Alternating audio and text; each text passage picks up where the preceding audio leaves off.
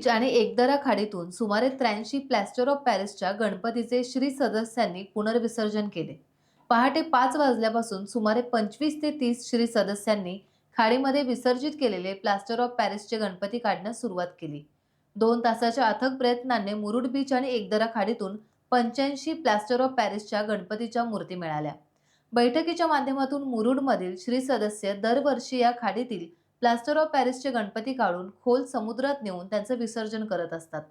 याही वेळेला हे गणपती काढण्यात आले. हे सर्व गणपती बोटीच्या सहाय्याने परिसरातील खोल समुद्रात नेऊन विसर्जन करण्यात आले.